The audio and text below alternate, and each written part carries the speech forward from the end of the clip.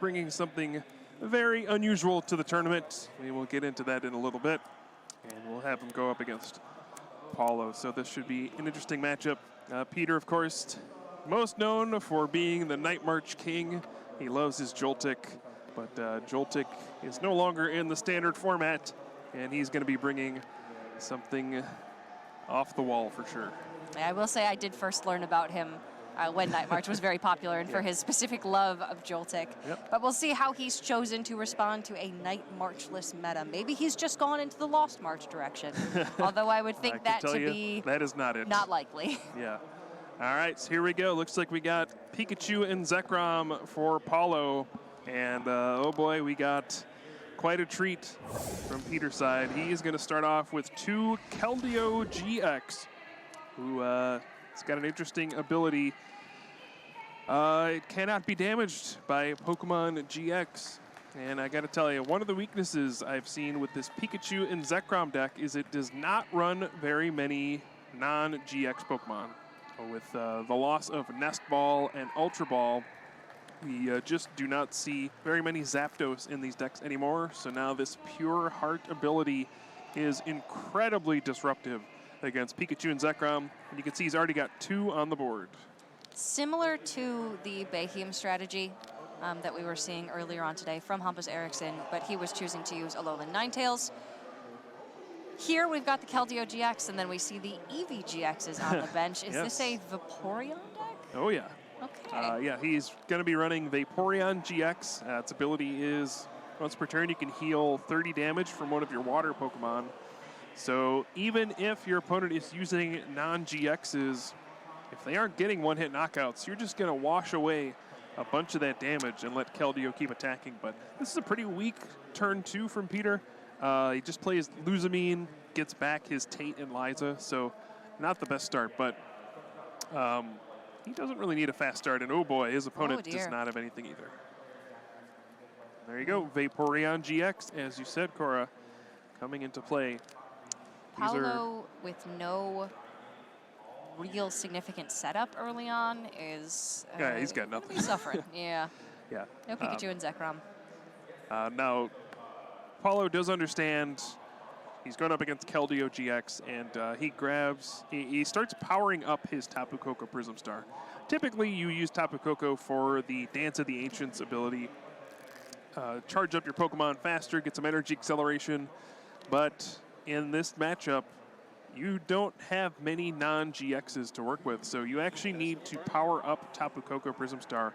Its attack is very simple, 3 energy for 120 damage, I think. And, well, that's all you got. You got to hope it can go the distance. And right now, at least he got a second energy. That is his draw for the turn. Peter has to know that. But these players are just passing back and forth. This is riveting action. Truly lightning speed we're seeing here from both of these players as they draw pass time and again. I've seen too many of those in my life. All right, so Peter does draw a Pokegear. Going to look at the top 7 and hope to find a supporter card. And it looks like he has found Koga's Trap. Another unusual supporter card we don't see very often. You play it, your opponent's active Pokemon is now poisoned and confused. So I'm pretty sure Peter's strategy for this tournament was dump his binder out on the floor, find any card that has not been used very often, and it was a 60-card pickup. Make a deck, and he's now 4-1 with it. So, well done, Peter. Yeah, this is really interesting. The ability to lock Pokemon into the active with status, obviously with confusion and poison here. I guess with there not being, easy ways to move Pokemon out of the active and to remove status, that is a valid strategy. Yeah. But this is a very unique deck. It can help you hit some numbers too. Yeah. Reach for knockouts that you might not have had with the poison between turns. And yeah, this is a very slow-moving deck. You see Steven's Resolve played right there. You get to search your deck for any 3 cards, put them in your hand, but then your turn is over. And for most decks, that is just not a price you're willing to pay. But in a very defensive deck like this one, you can afford to take the turn off and sit back and relax. what is Peter looking to use as his primary attacker in this matchup? In this matchup, it's Keldeo GX for sure. Okay. Paulo just doesn't have many non-GX attackers, so he's got that one Tapu Koko Prism Star. He's probably got a Zapdos or something like that, and that's it. Once Peter knocks those out, his Keldeo GX is just invincible for the rest of the game. So if he can fight through those probably 2 attackers, that's going to be it. Paulo's really got nothing, and he's going to have to find things like custom catchers to go around Keldeo GX. These styles of decks are a lot more powerful now because you don't have 3 or 4 Guzma in your deck. You just go around them. You're forced to attack the active Pokemon a lot more than you have in the past, so these strategies become a lot better. If you're not committing to 4 copies of custom catcher in your deck, then it is very, very difficult to actually move a Pokemon out of your opponent's active position. We can see Paulo just continuing to try and get something going here with that Tapu Koko Prism, but there's a lot of power on the side of Peter, and it's going to be tough for that one Prism Star Pokemon to be able to take 6 prizes. Yeah, especially with all the healing. Yeah, I'm not terribly confident. Yeah. That said, it's not out of the question for Paulo to win. He's going to need to find a bunch of Electro Powers, basically. If he can go double Electro Power and knock out Keldeo GX in one attack, then those healing effects don't really ever come into play. You just knock him out, say, okay, sweet ability, Vaporeon. There's no damage for you to heal, and go from there. Another card that looks like Paulo is running is that Hoopa from Unified Minds. As the attack that does 10 plus 20 for each Pokemon your opponent has with an ability. And right now I think there are 6 Pokemon with abilities. So that might be another attacker in this matchup that Peter's not expecting. So Paulo may be wanting to keep that secret in his back pocket until he finds the right time to be able to play it. Oh, what in the world? Is that a Switch Raft? All right. So it's a switch, and then if you have to switch a water Pokemon, and then if you do, you heal 30 damage from it. This is not a card we have ever seen played in any deck. It was from the Dragon Majesty expansion, the mini set. Yeah. And here it is at the World Probably Championships. Intended to be used alongside Kingdra GX was released in Dragon's Majesty as maybe. well, but Oh. finding some use with Keldeo and Vaporeon. All right, so this is a big play from Paulo. Maybe he's been stockpiling some resources. Plays the reset stamp to force Peter to shuffle in all the cards he's been stockpiling with those Stevens Resolves and Luzamine, and plays double Electro Power, so he can now attack with Tapu Koko Prism Star and get the knockout.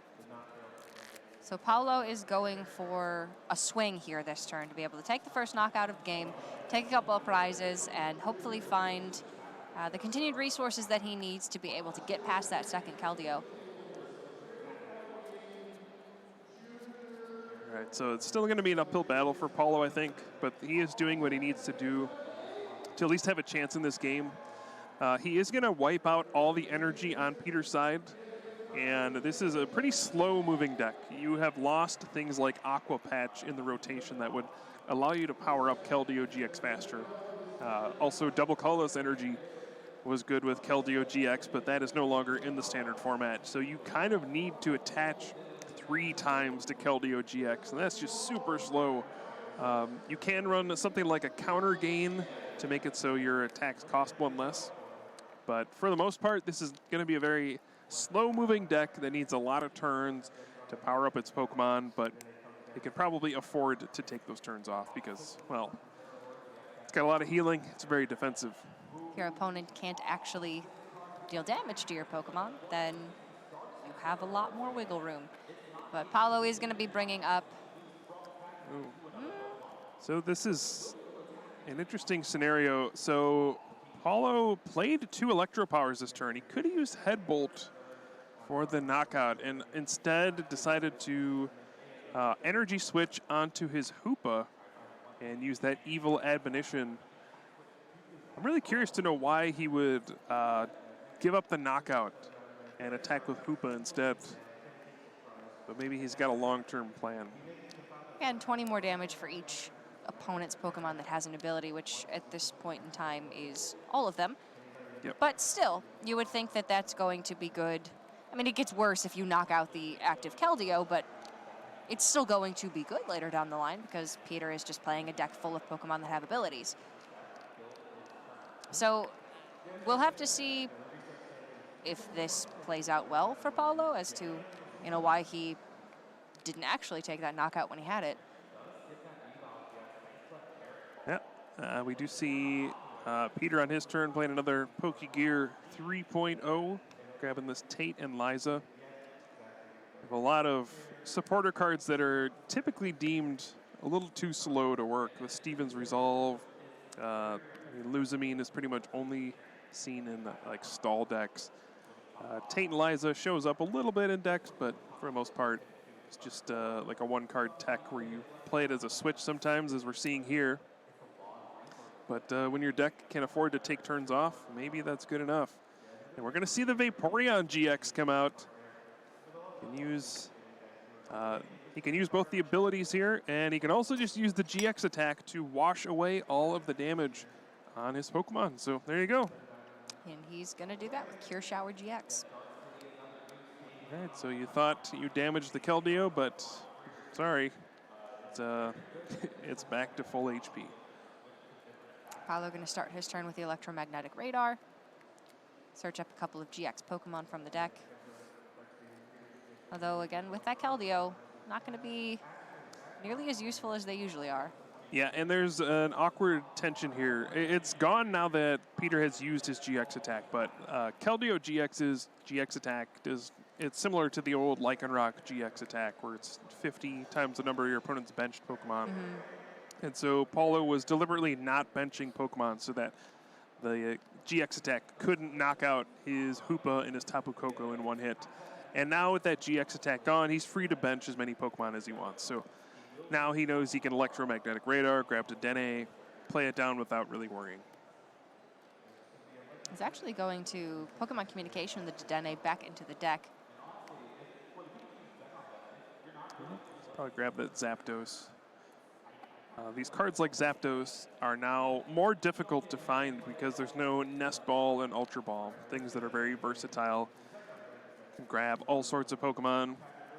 Now you have to bank on that Pokemon Communication, which forces you to trade a Pokemon from your hand, and then you can search out one in your deck. And these tag team decks just don't run a lot of Pokemon, so communication can be hard to use sometimes. You can have it stuck in your hand, and you don't have a Pokemon to trade in, so it's difficult to actually use effectively in these decks, but you still see a couple copies of it, so you can search out things like Tapu Koko and the Zapdos. Yeah, it's necessary because there are just so few options now, though it's certainly less than ideal. But back over to Peter. This is going to be a bit of a chess match here, back and forth. It's not going to be the super hard-hitting back and forth, like turn 2 wins, knockouts back and forth, 300 damage all over the place. This is going to be a methodical game where the players are going to have to plan out how they're going to win this game several turns ahead. Both players have done this pretty effectively so far. Paulo understanding, I got to power up Tapu Koko Prism Star, got to use this Hoopa effectively, and then Peter taking his time. But let's see where it goes from here.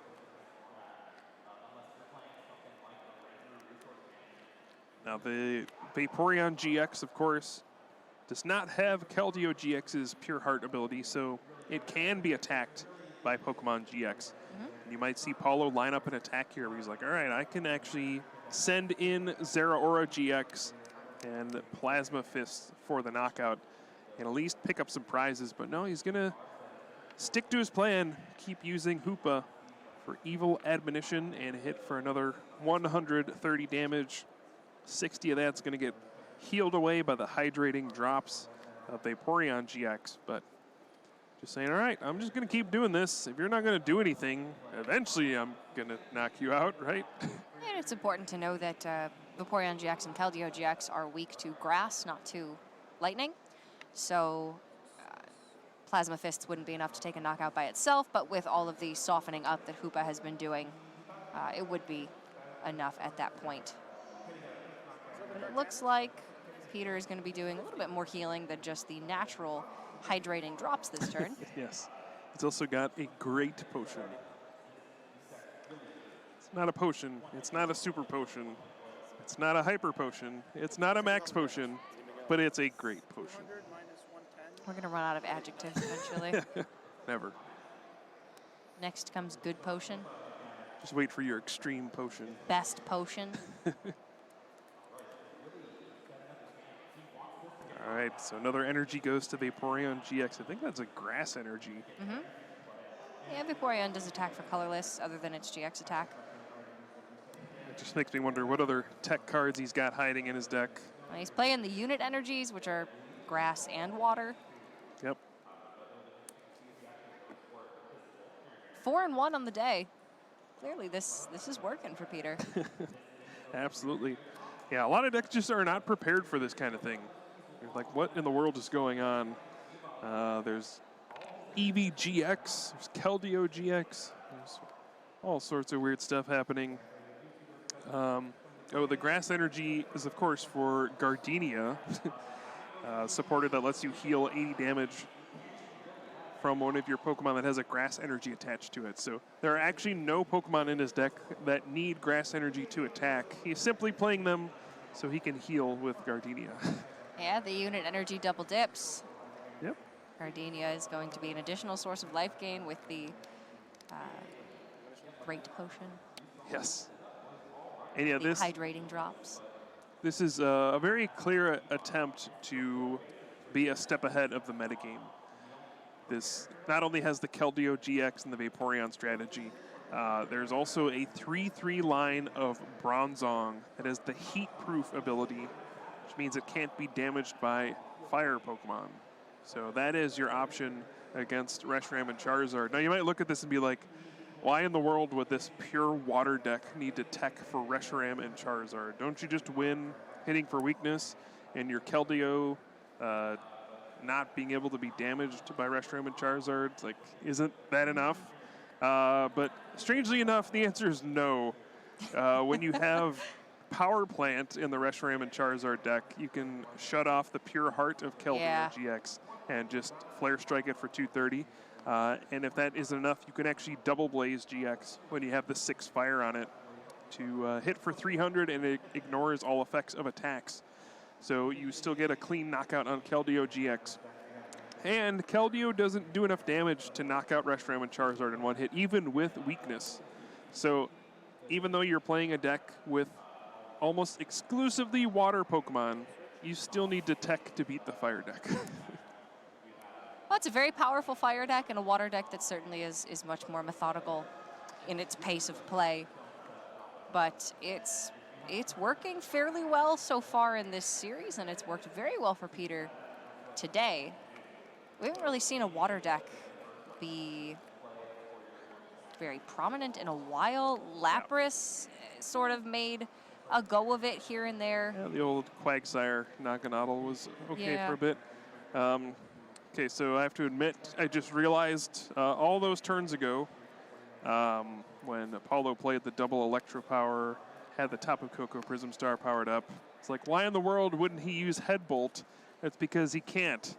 Wobbuffet, known for the Shady Tail ability, normally just used to prevent the Prism Star cards from using their abilities, but if you actually read the card, if you actually read the card, it also says Prism Star Pokemon can't attack. So my apologies to Paulo. That was the long-term game plan of why he didn't attack, because he couldn't.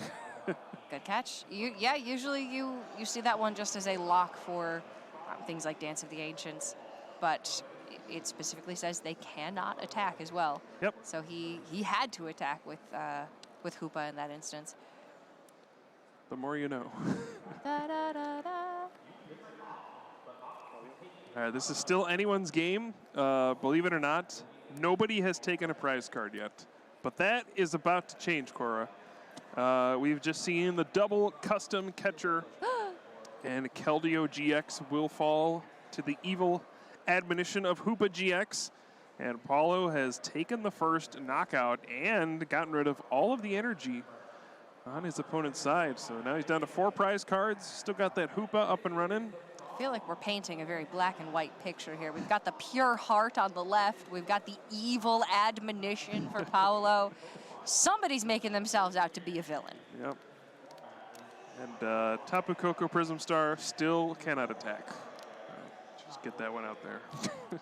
Just to confirm what we totally knew the whole time. Yeah. And we see the Stevens Resolve. Gonna search for 3 cards and pass the turn. It's tough. I'm not exactly sure how Paulo is gonna get all these knockouts after burning those 2 custom catchers. You know, your game plan against this was probably something like when the Vaporeon is out, you knock it out with the GX, and then you have 4 custom catchers in your deck. And at some point, try to just knock out the Vaporeon on the bench using those custom catchers. But now that he's already burned 2 of his 4, it's going to be hard for him to come by prize cards, I think. Especially with his limited number of attackers that can actually do damage to Keldeo GX and all of the healing that Peter has on his side. Like, he can attack for 130 here. 60 gets healed off immediately with those 2 Vaporeon GX. I mean, imagine a 3rd one comes down, even a 4th one comes down. He's got 2 Pokemon that can evolve into Vaporeon GX. 120 damage gets healed. He's got great potions in his deck. I don't know how Paulo's ever knocking out a Keldeo. Plus, the damage that Peter's been doing this game is now starting to ramp up. It's going to be a lot more permanent than the damage that Paulo is doing to Peter's side of the board. This whole Keldeo deck is somewhat reminiscent of Venusaur and Celebi GX with a Shaman support line to be able to heal up the life off of the Venusaur and Celebi and just use that as the big tanky presence in the front line. The difference here being Keldeo is that tanky presence because it simply can't be damaged, whereas with Venusaur and Celebi it just had so many hit points that it was very difficult to knock out. Yeah, I think perhaps the single biggest shift after the standard format rotation was the increase of how many healing cards have been added to decks. Before, really wasn't a lot of healing. The Reshiram and Charizard decks were starting to run things like that Miltank, where they could heal damage that way. And we saw Max Potion in some decks, but... Occasionally Acerola, but not too often. Yeah, Acerola was the big one, but we're seeing straight healing cards. Like, look at that. All 130 damage just got wiped off the board. And looks like he's even playing the Koga's Trap. He's done it. Poisoned and confused. Yeah. Oh, I'm actually wondering, does Peter have energy left? He runs very few energy cards in his deck. 3 of them got knocked out on that one Keldeo. He retreated 2 of them with Vaporeon. There's 1 on the active Keldeo. He actually doesn't play a lot of energy. He might be out. His units, I believe, are all accounted for. Yep. Boy. This is going to be a slow way to win if he's out of energy. He's going to have to, like, lose for Koga's Trap. Yeah, he's out of energy. Like 80 times. Yeah. To actually get a knockout because his opponent can just retreat for free every turn. You're only getting 1 damage counter between turns. Yeah, 4 unit energy. 1 grass basic, 1 water basic. Yeah. And I believe that means they are all accounted for. Well, yeah, here the Luzamine plan begins. You can Luzamine for Koga's Trap and another Luzamine. So every other turn, you can play a Koga's Trap. I mean, it will lock Paulo out of getting much done, but... Well, yeah, Paulo just can't do much, right? The Keldeo is pretty much walling him at this point. The Wobbuffet's Shady Tail ability, keeping Tapu Koko Prism from attacking. Yep. So, but, are we trying to beat each other, or are we trying to beat the clock now? Because with 26 minutes left, Peter taking a prize literally 10 damage at a time, it's going to be Don't know if we've got the time to take some prizes here. Yeah, and I wonder if somebody's just going to deck out before that even happens. Yeah, and Peter's just going to play another Lose-A-Me in this turn. Get back to supporter cards. And, yeah, this is happening. Yeah, we're here. It does look like the deck for Paulo is... We're getting there. Yeah. Eventually. Of course. You know, I will say I didn't see it quite ending up here so quickly. I do wonder if Peter was a little bit too lax with his use of energy, especially with no resources to recycle it. Perhaps, but at the same time, like, how is he losing this game? I mean, a win is a win.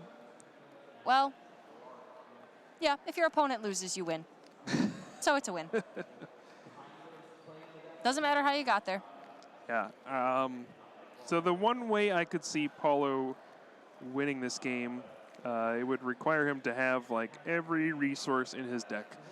But if he can power up Pikachu and Zekrom GX, eventually get 6 energy onto it, double custom catcher onto one of the Vaporeon GX without damage, Electro Power, and Tag Bolt to knock out 2 Vaporeon GX at once. Okay. That gets you 4 prizes. Now, he has just played an energy switch and discarded a Pikachu and Zekrom. You also need a stadium to kick out the Sky Pillar. That's the final piece of that puzzle. Which he does have. He's got Lysander Labs in his hand. But yeah, it seems like he is not going for that play. The question is that strategy... Well, I guess we don't know how many cards are in each of their decks. So it's difficult for us to say who will deck out first at this point. If Paulo is the one who has more cards left in deck, then he will certainly take this through to fruition. If he has less cards than Peter, is it worth it to go to a game number 2 and see if you can possibly win that with the time remaining? Yeah, I mean, with the play Paulo just made, he's not going to win on deck out. No. He just discarded a bunch of cards, played a Cynthia. One of the main ways to not deck out in this situation is build up a bunch of cards in your hand and then play Cynthia, shuffle them all back in. Yeah, this is going to be rough. I hate to call a game early, but I'm really struggling to see a way for Paulo to win outside of that Tag Bolt play, and he just doesn't seem to want to go for it. No. Now, it might be the case that he just can't do it anymore. Maybe he's burned through too many resources. There's too much energy in play. But that did seem like... doesn't have the energy for it. It would need 6 to commit. Right, yeah, and he's burned a couple energy switches already. Yeah. But yeah, if it's not going to be the Tag Bolt, how are you getting 4 prizes? And you got to assume that you're not going to deck out the stall deck. They're going to have ways to shuffle cards back in their deck. Whether that's through Tate and Liza to just shuffle in and draw 5, which when your hand is like 30 cards, that's shuffle 25 cards into your deck. I mean, Custom Catcher can get you 2 prizes. Right. Yeah, well, there are like 3 Lightning Energy in his deck. There's a Tag Switch. He's got 1 in hand, I believe. Both Custom Catchers are in there. Okay. Can he piece this together? Yeah. And it looks like he's going for it because he is aggressively drawing. I wonder if part of the problem is, like if Peter sees him going for this, does he at some point find a way to get Vaporeon active and then heal damage from it? That would prevent the double Tag Bolt knockout. If there's a turn where he goes Tate and Liza into my Vaporeon, heal 60 from it. Although then it's active, it can get knocked out and then you still lose to the double Custom Catcher. So, and there's just no way to retreat back out with 2 retreat cost on the Vaporeon. Yeah. I mean, Peter's going to have all the time in the world. I think if there's Gardenia, but if he doesn't have any energy left, then what's he going to do? The only thing that would actually benefit from the Gardenia would be the Keldeo. So Peter's going to switch into his Wobbuffet here. Well, I wonder if he's trying to open up a bench spot for something and say, hey, would you like to knock out Wobbuffet? Then you can attack with your... the Ancients. You yeah, can attack with... You can attack with that Tapu Koko over there. Wouldn't it be nice? Pretty enticing. Yeah, I wonder... Boy, this is interesting. I think Paulo is favored to win. As weird as that is, as long as the cards are in his deck, like he's gonna draw them eventually. Yeah, we're gonna have to see. Like if he's got an Electro Power left. I've seen all the other cards. Double Custom Catcher, Lysander Labs to get rid of the Sky Pillar. It's all there. He hasn't used his GX attack. Can knock out 2 Vaporeon GX at once. If Peter doesn't change this situation, I think eventually Paulo wins. Is the Persian in hand the Persian with Make 'em Pay? It is. Okay. It is. Trying to and remind myself as to what that does. Yeah, I wonder if Paulo is trying to play around that, trying not to get more than 5 cards in his hand. Because, yeah, one of the ways Peter could still win is if he rips away something like a Custom Catcher. Yeah, and he's got the Ditto Prism on the bench ready to evolve into that Persian. Ooh, Paulo may have walked into Peter's trap. He's going to send out his Hoopa, and he might use the Evil Admonition here to knock out this Wobbuffet. You have to imagine, if Peter is making this play, if you're in Paulo's perspective, if your opponent makes this play, had they just done nothing, you could also respond with nothing. They have to have something up their sleeve. Probably. But no, it's just a 4th Vaporeon. 3 wasn't enough. We need 4. So Persian wasn't the plan. Guess not. I'm at a loss for words. All right. It's unfortunate because it's our job to have the words. Yeah, I'll get there But eventually. this is just stolen them right away. Yeah, all right, so we got, the 13th Luzamine played this game, still recovering supporter cards, but are any of them going to do anything? Yeah. We've been Ursula'd. And now Tapu Koko Prism Star can attack. So what was the thought process? Well, if you have 4 Vaporeon out. Faster? If you have 4 Vaporeon out, Tapu Koko hitting you for 120 doesn't do anything. It's like it hits you for 0, yeah. Now, if Paulo has 2 Electro Powers, he has burned a couple. But if he's got 2. He played 2 very early, but then couldn't attack. Yeah. Yeah, if he's got double Electro Power, he can knock out Keldeo. No, just going to pass the turn. Bringing up Raichu and Raichu. Yep. Lusamine yet again for Peter. All right, getting back the Luzamine and a Tate and Liza. I'm just waiting for that unknown hand to come out and just 35 cards, game. Yeah, we do see Pokemon Communication. Oh, we see Munchlax. All right. This could be a game-changing card for Peter. That, I think, is why he wanted his bench to be open. All right. Ah, you can there use you go. the old snack search. Flip a coin, heads, put a card from your discard on top of your deck. Either way, your turn ends. So even if you get tails, your turn's just over. All right, here we go. Snack search. It's heads. He gets back in energy. Oh, boy. Snacks found. This is not a drill. That is actually very important. All right, so Peter does play a counter gain in his deck. So that snack search from Munchlax. What a wonderful attack. It is. Well, ability. What a wonderful Pokemon.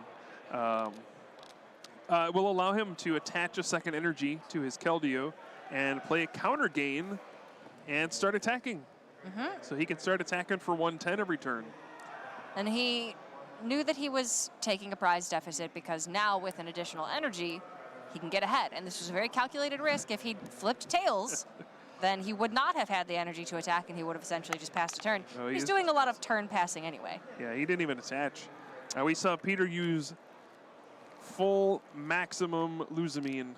Luzamine for 2 more Luzamine. He will never run out of them. You sure he's not playing on no hand? I did not see one. He might wish he was playing it, but... Yeah. And Paulo just passing back. Boy, this is up there with some of the most bizarre games I have seen. But there are 2 snack-searching Munchlaxes. All right, so Peter finally making this play. He is retreating into Vaporeon GX and using those abilities to heal off all the damage from one of his Vaporeon GX and then tantalize it back to the bench. Now, unfortunately for him, this does not get him out of the woods. With that Munchlax on the bench, this still keeps open that same custom catcher play where Paulo can tag bolt. Oh, and he might be doing it right now. We see Pikachu and Zekrom GX coming out. Does he have everything he needs? That's Thunder Mountain Prism.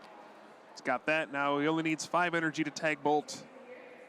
We see... Tag switch. That's 2 more energy. He wouldn't be doing this unless he had the setup. Oh, yeah. We still got to watch him play it all out. We have an energy switch. Oh, we have a Volkner for a lightning energy. Get an energy switch. And a custom catcher. Oh, okay.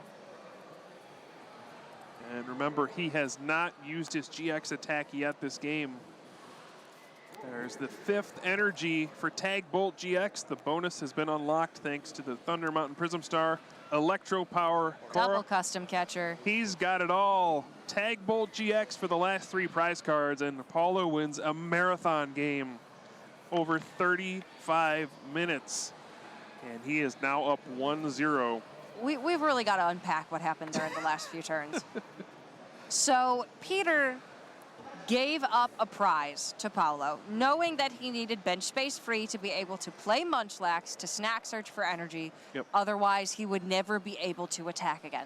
From our perspective, it looked like Paulo, however unlikely it might be, could possibly have a setup for a 4-prize knockout.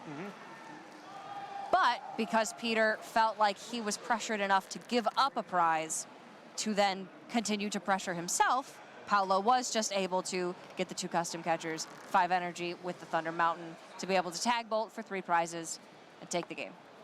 Yeah, I think Peter knew he was just stuck in a position where he could never pressure his opponent. Yes. His board was just clogged. He had no way to get the Munchlax down. And he knew if he just sat there and played Luzamine for the next 20 minutes, he wasn't actually going to win the game. And his opponent eventually was going to draw all the cards he needed to win. So he decided to take a risk. It did not pay off.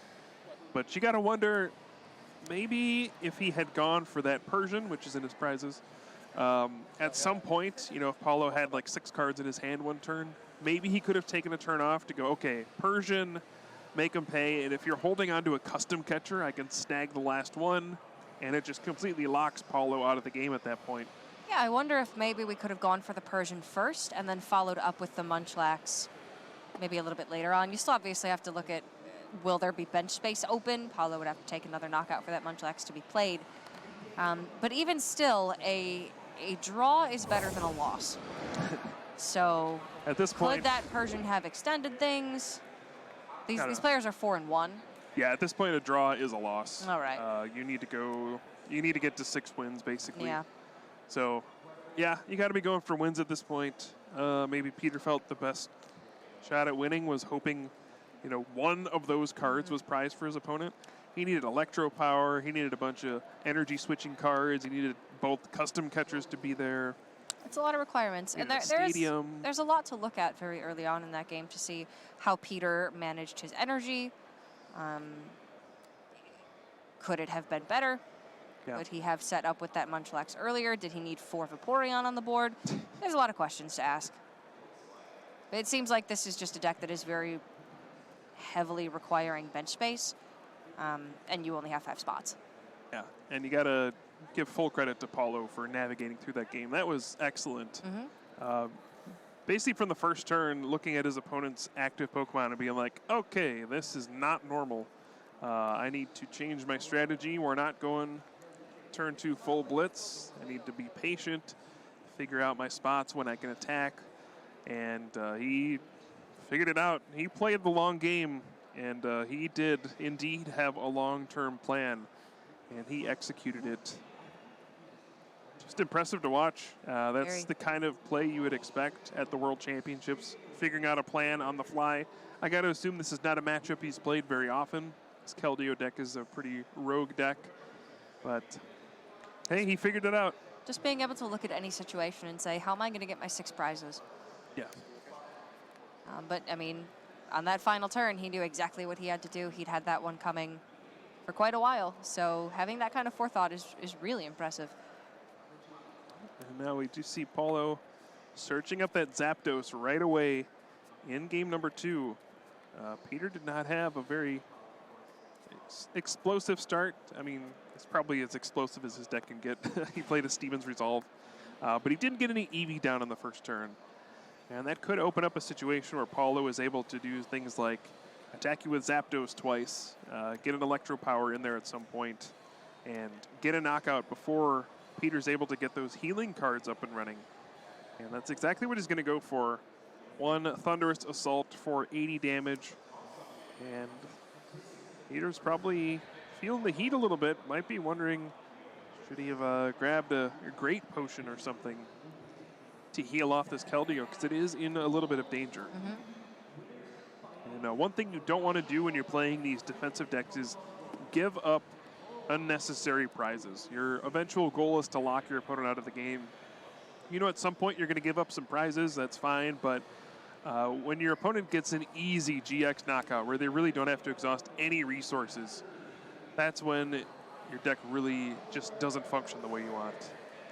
But there we see the Switch Raft. Once again, it's a Switch and a Potion.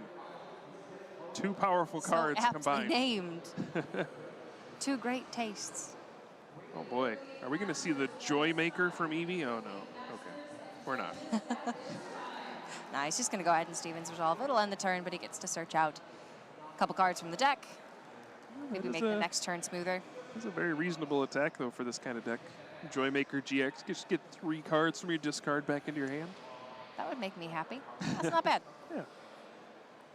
And obviously the Ascension DNA, making it very easy to heal up an Eevee and evolve it right away.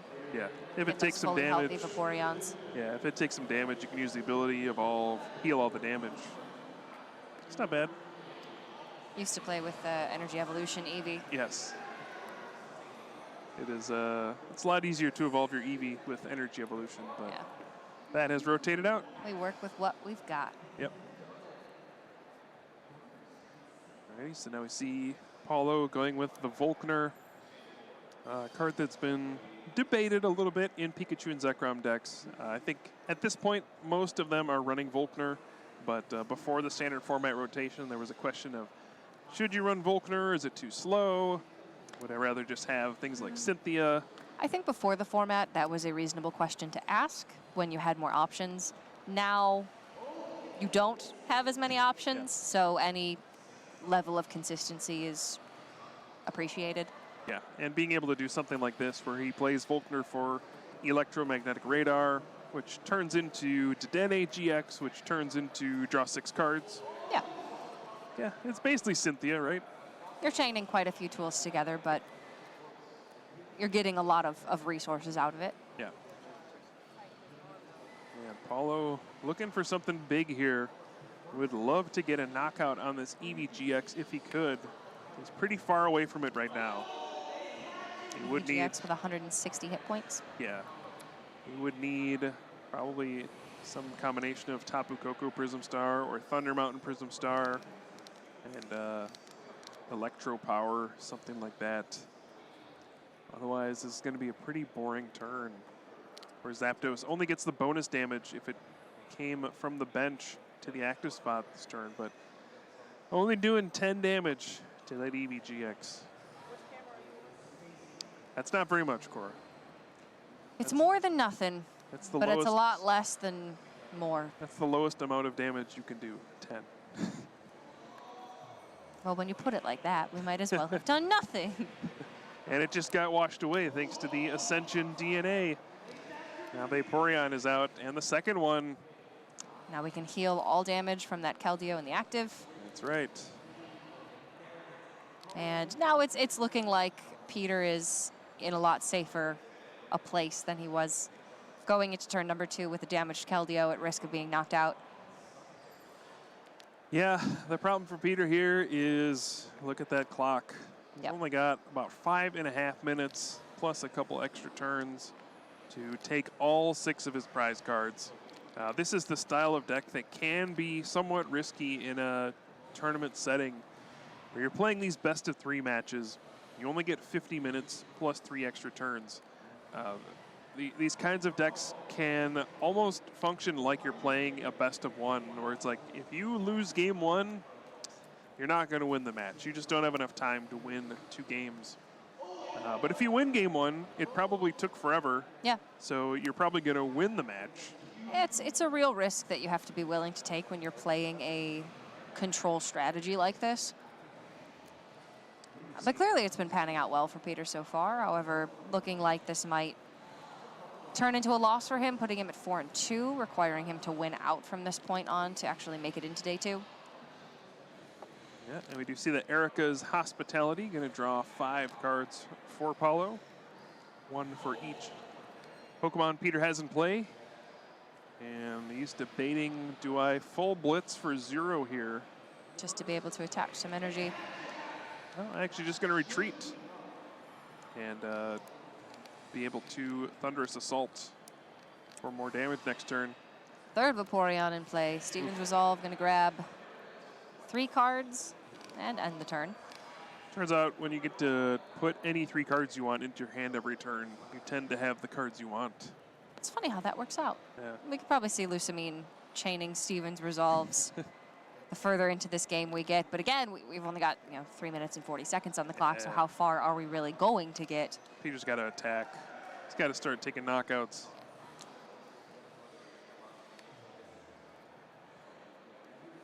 But even if he were to somehow win this game, there would be a 3rd game to play. It's just not looking very likely. No. Nope. Paulo going to do whatever he can to not lose this game. And he has decided he's going to throw out his poor Dedenne GX. And probably just pass the turn.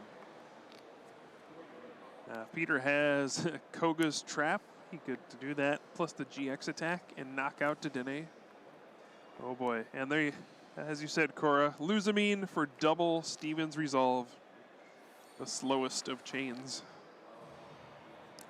It's a consistent one, but it's one that he just does not have time for right now. Yeah. But it doesn't look like Peter sees any other way, really, to take this deck. It's a very clearly defined strategy. It's one that he was happy to have against a Pikachu and Zekrom GX deck. It just didn't pan out for him in game number 1. Yeah, and you got to wonder, did that Hoopa throw a wrench in his plans? He's probably played against Pikachu and Zekrom a lot, and he's like, all right, I got the Wobbuffet to deal with the Tapu Koko. Zapdos didn't get much ground. Zapdos has 110 HP, that's fine. Keldeo knocks it out. That's all I got to deal with. And for like 95% of Pikachu and Zekrom decks in the room, he's probably right. Yeah. That's it. You knock out their Zapdos, you pretty much win. But Paulo's got a Hoopa in his deck, and apparently one Hoopa breaks everything. It is so interesting to me in Pokemon how these control and stall type decks really do just rely on your opponent not having anything strange or off the wall in their build. Yeah. And you can certainly account for the majority of the people who are going to be in the field. But, I mean, some people are going to have some different ideas. Clearly, this Hoopa for Paulo is an inclusion that Peter wasn't expecting. And it just seems like it's such a tentative strategy to bring these control decks, which is probably why they're often considered rogue, why we're not seeing them as a premier strategy. Yeah. And they can also be pretty hard to play. You can see Peter's had a lot of different options over the course of the game, and it's very punishing when you make a mistake with this kind of deck because you're really just kind of running a very razor-thin margin between wins and losses. You know, the games you win are your opponent got down to 1 prize and then you stonewalled them. They couldn't do anything anymore. Yeah. The games you lost were, oops, I didn't heal enough damage from my Pokemon, or I left something active where I shouldn't have. I used Steven's Resolve, and the 3rd card I got was wrong. Not like these blatant mistakes that you would expect to come back to bite you, but little things that add up. Yep. A lot of decision making, certainly. And yeah, when a little thing goes wrong, it can blow up in your face. If you give up 1 extra prize card than you were supposed to, well, that can be the end of it sometimes. Now Paulo's got, the triple electro power. Oh dear. Zapdos is about to come in for pretty big thunderous assault. That's more damage added than the attack itself does. And it does add up to exactly 170. Time is called, and Peter extends the hand. Paulo Mimoso is going to advance to 5-1, putting himself 1 game away from advancing to day 2 at the World Championships. And that was just a masterclass. Excellent play from Paulo. I'm very impressed by him. The way that he navigated game number 1, coming into a matchup that he's probably relatively unfamiliar with because there's only been so much time to be, you know, in a situation where you would even come up against